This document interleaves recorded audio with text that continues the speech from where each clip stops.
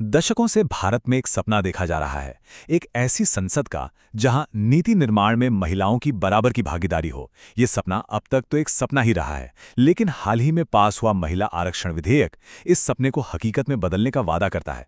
तो चलिए आज इसी ऐतिहासिक कानून को जरा गहराई से समझते हैं, जो भारतीय राजनीति का चेहरा हमेशा के लिए बदल सकता है।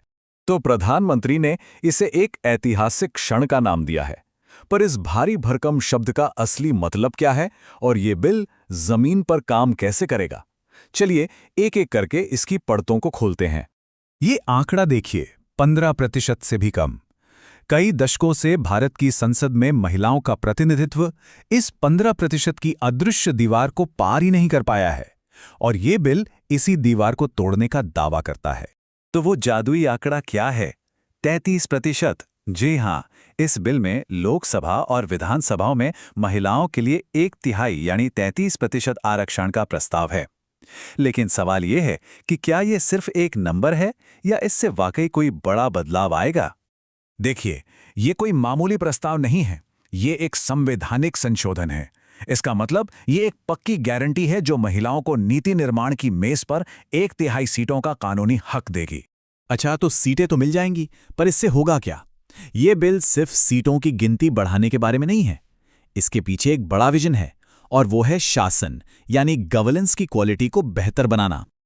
और कई स्टडीज इस तरफ इशारा भी करती हैं। दुनिया भर के रिसर्च और भारत में पंचायतों के अपने अनुभव ये बताते हैं कि जब महिलाएं नेतृत्व में आती हैं तो अक्सर स्वास्थ्य, शिक्षा, साफ पानी, पोषण जैसे मुद्दों पर ज्यादा ध्यान दिया जाता है। मतलब वो मुद्दे जो समाज की बुनियाद को मजबूत करते हैं।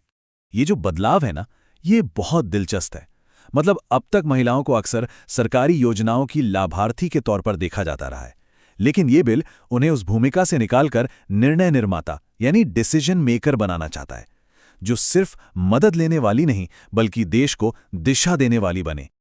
लेकिन जैसा कि अक्सर होता है, कहानी में एक पेच है। ये बिल कोई जादू की छड़ी नहीं है कि घुमाई और सब कुछ बदल गया।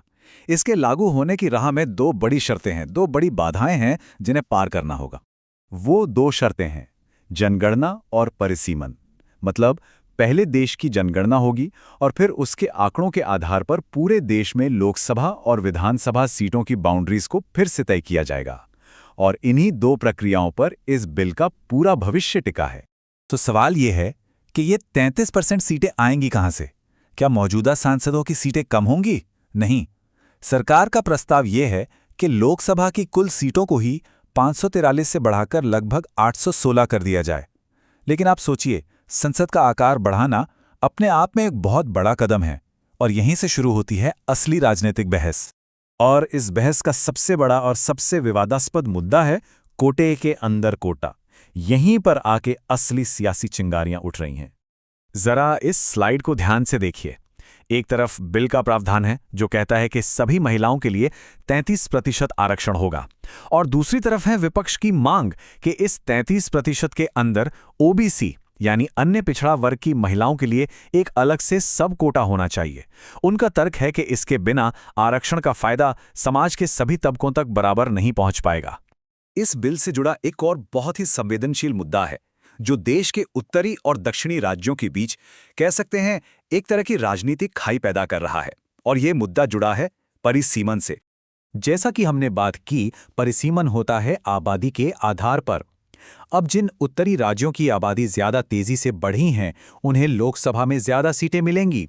वहीं जिन दक्षिणी राज्यों ने जनसंख्या नियंत्रण पर बेहतर काम किया है, उन्हें डर है कि कहीं उन्हें अपनी सफलता की सजा ना मिले और संसद में उनका राजनीतिक प्रभाव कम ना हो जाए। और ये डर इस बुनियादी सवाल को जन्म देता है कि क्या सत्ता की चाबी सिर्फ कुछ ज्यादा आबादी वाले राज्यों के हाथ में सिमट जाएगी? क्या दक्षिणी और छोटे राज्यों की आवाज दब जाएगी? ये भारत के संघीय ढांचे के भविष्य पर एक बहुत बड़ा सवाल है। तो आखिर में हम इस बड़े सवाल पर आके रुकते हैं। क्या ये महिला आरक्षण विधेयक वाकई महिला सशक्तिकरण और लैंगिक समानता की दिशा में एक सच्चा कदम है, या फिर इन शर्तों और बहसों के पीछे कोई गहरा चुनावी गणित भी है? खैर, इसका जवाब तो आने वाला वक्त ही देगा। लेकिन एक बात पक्की है, इस बिल में भारतीय राजनीति को हमेशा के लिए बदलने की ताकत है। सवाल बस ये है कि ये बदलाव किस दिशा में होगा।